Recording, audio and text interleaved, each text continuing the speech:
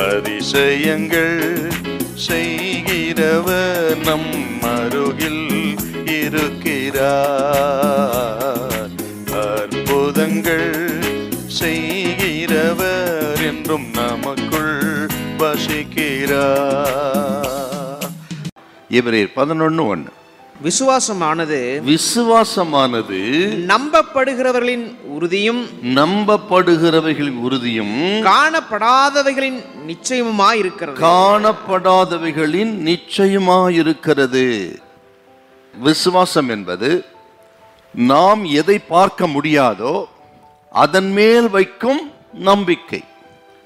உதாரணமா 18 வருஷம் கூனியா இருந்தவள் ஒரே நிமிஷத்துல அப்பா தொட்டு நிமிர்ந்து பார்த்தால் அப்படின்னு வாசிக்கிறார் லூக்கா 13ஆம் அதிகாரத்துல, இல்லைங்களா?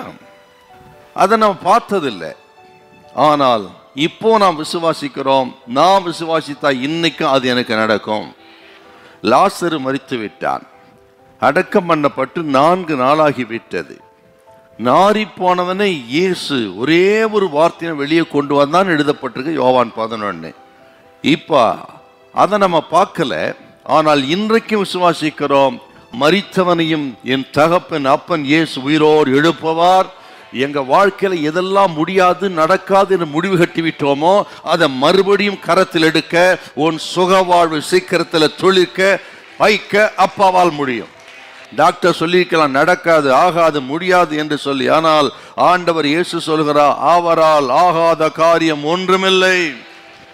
என் சரித்திரம் எத்தனை பலகீனம் இருந்தாலும், டாக்டரே முடிவு கட்டி இருந்தாலும் சரி, ஆனால் என் அப்பா இயேசுவால் கூடாதது ஒன்றுமில்லை. கர்த்தருடைய பிள்ளைகளே, விசுவாசம் இல்லாமல் நிறைய காரியங்களை இழந்திருக்கலாம். இந்த நாளிலே நாம் விசுவாசிப்போம்.